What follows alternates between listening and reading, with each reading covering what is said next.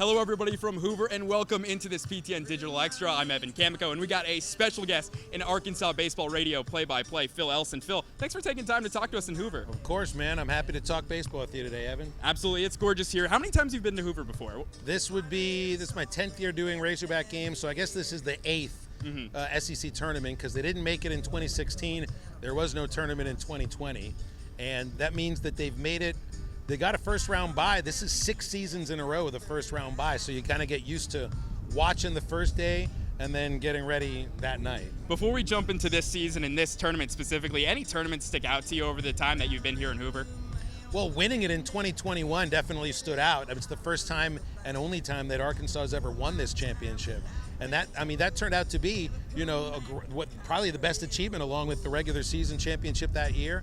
I still remember the first year in 2015, we had a great comeback in both the first game where they went 10 innings against Tennessee and won 2-1, and then the next day against Florida came back with a couple of dramatic home runs in the 9th inning in a game that didn't start until like 10:30. It didn't finish until 1:30. Benintendi had a leadoff homer. And then Bobby Warnes, now one of our coaches, hit a go-ahead home run, and it was dramatic, man. That was one of the best moments that I've called, and that was 10 years ago. Yeah, and Alyssa was telling us about that moment. She's like, you guys got to look at it. You got to watch it, make sure you see it. And we were watching in the car yesterday, and pretty special seeing him hit that 2-run home run. And Dave was talking about it earlier today on his presser, saying it was just an awesome moment and just a cool, tournament itself. I guess the other one, too, would be in 2017. 2 things. I think it happened in the same game, if I remember. Chad Spanberger hit 3 home runs in a game here, and the Razorbacks pitched, and this is so bizarre, a run rule combined no-hitter in the same game. That was wild. Yeah. So let's get into this. Texas A&M, you take one of 2 over that weekend. What can you take from last weekend against A&M to bring here? What specifically stands out to you? They were only there's 3 teams that won a game at A&M this year, and the Hogs are one of them. And they could have won the first game. I mean, really, I thought that they out-hit A&M, out-pitched A&M in the first game. They just didn't win because you don't always get what you deserve in this sport. But I thought they played well enough to win a couple of games, and in College Station, that means something. Absolutely, and that's something that we were talking last week. Like, if they take one, I think it's a win of a weekend because, A, that's all you needed to win the West. They win the West, they get the 2 seed. And, B, it's a really good team, and, probably now Arkansas locked into a top 8 national seed, no matter, I think, how they do this weekend. So when we look at this weekend, South Carolina just took the game over Alabama. That's who the Hogs' first-round opponent is. What stands out about South Carolina to you? Well, they can hit. I mean, it's a physical team that they can kind of get going downhill a little bit. I remember them being kind of patient when they need to be, and they can hit with some power. But they used 4 pitchers. They used a couple of relievers that I think they would have liked to use against Arkansas. So, they're also desperate. Right now, if at best they're a 3 seed on the road in a regional, and a win against the team with the number 2 RPI in the country would virtually lock them into the tournament, so it's huge for them. Yeah, a lot of teams looking to get Arkansas's number right now in this tournament.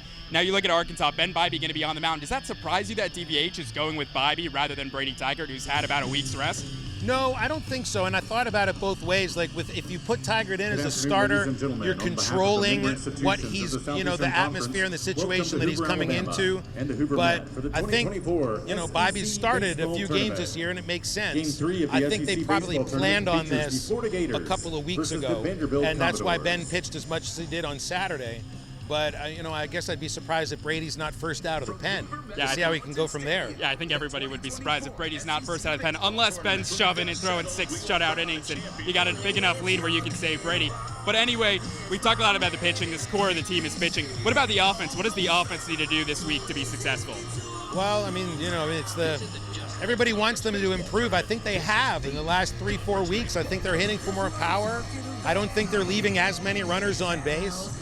And I think they hopefully can kind of continue what I thought I saw at A&M, which was putting together good enough at-bats to set guys up to score runs. And hopefully just a few hits, that's all you need. This team needs 3 or 4 clutch hits a game, and usually pitching's enough to win. Yeah, absolutely. Last question we'll ask before we kind of wrap up is, you look at this Arkansas team, and you look at South Carolina now in this first game, what stands out the most? What do you need Arkansas needs to do in the first game to be successful? You can listen to coverage there's no pressure on them at all. None whatsoever. I think it's important to win the first game you don't want to play 4 games in 4 days here. I really don't think they want to play 5 games here. You know, I think the best thing that you can do is win the first 2, go 2-1, or go 1-2.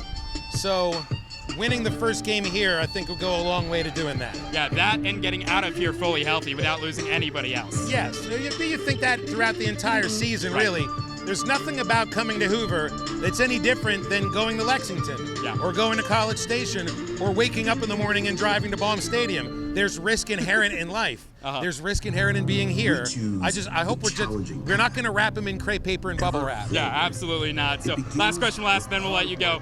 Who needs to have the biggest tournament on the Hogs to rebound before they get that regional in Fayetteville? Well, I think getting Brady in a good mindset, Brady Tigert.